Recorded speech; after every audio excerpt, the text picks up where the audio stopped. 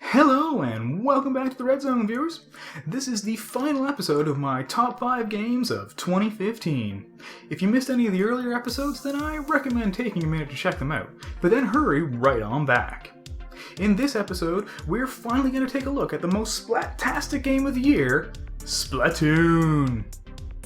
I spent almost all of my free time this year switching between a squid and a kid in what might be the most enjoyable first-person shooter since Rare's Perfect Dark.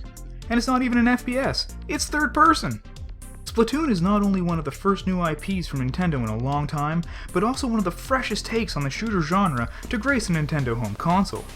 The basic premise is that you play as an Inkling, creatures who have both a humanoid Inkling form and a squid form. In a world where these creatures are the dominant life forms of the planet, who must not only do their best to wear the freshest clothing and listen to the freshest tunes, but also defend their turf from the nefarious Octolings who seek to steal the coveted Zapfish. You'll be playing as both a squid and a kid to fling various hues of ink through bright, vibrant levels which combine equal parts shooting and platforming, all accompanied by an upbeat soundtrack combining elements of rock, pop, and hip-hop into a youthfully energetic sound. Well, that's the single-player story mode anyways, and as well-designed and fun as it is, it's also rather short. That's okay though, because the meat of Splatoon's experience is in online multiplayer. Splatoon's online gameplay has two basic modes, Turf War and Ranked Battle, either of which can be played with random matchups or with people from your friends list. Either way, you'll be placed into one of two opposing teams of 4 players each. Turf War is exactly what it sounds like. The team who manages to control the most territory on the map at the end of the 3-minute round is crowned victorious. Ranked battles, on the other hand, take on one of 3 forms: Tower Control, Rainmaker, or Splat Zones. Tower Control is much like King of the Hill, except the hill is constantly moving, and victory goes to the team who manages to ride it all the way to the other team's base, or at least get the closest.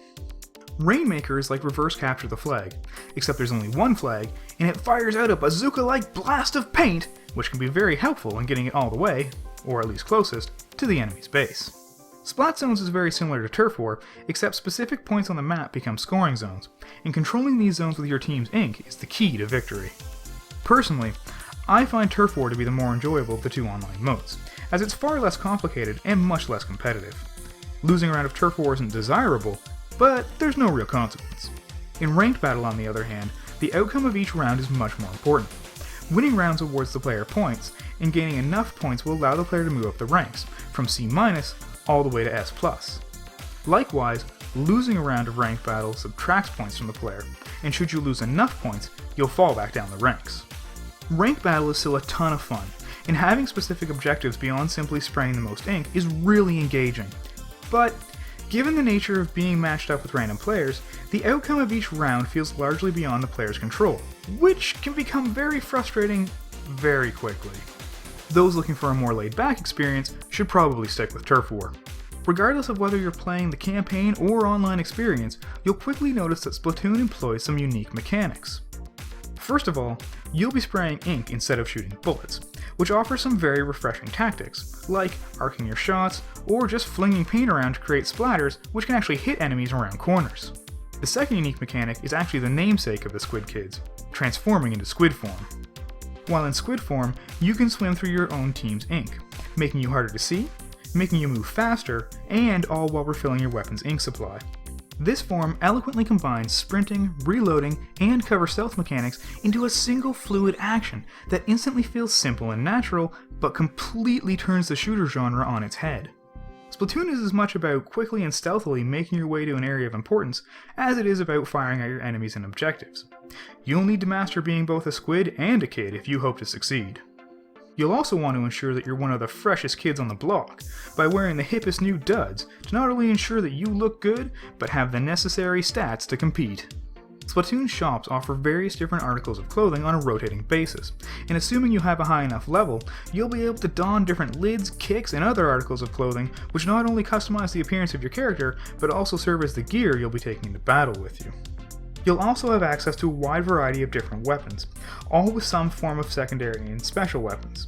You can purchase as many of these weapon sets as you can afford with the in-game currency, but they aren't mix and match, so you'll have to learn to accept whatever secondary and special weapon is attached to your primary.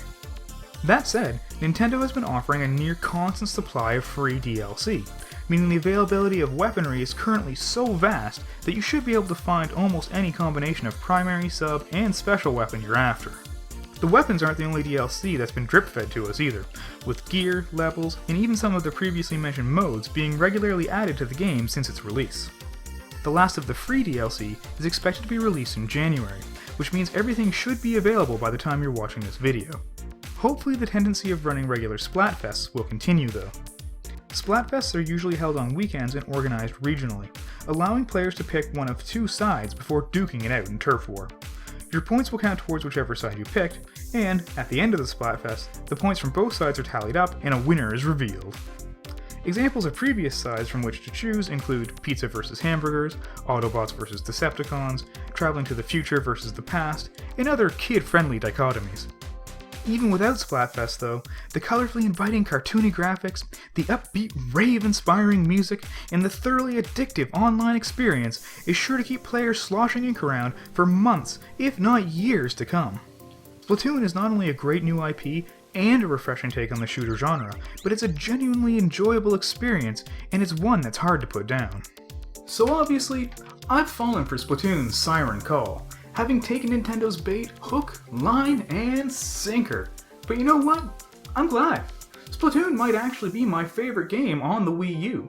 But hey, let me know in the comments below what you thought of Splatoon. And tell me, are you a kid or a squid?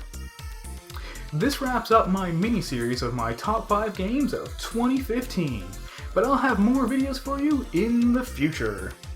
Don't forget to subscribe to my channel, like this video, and share it with your friends, and in the meantime, stay in the zone.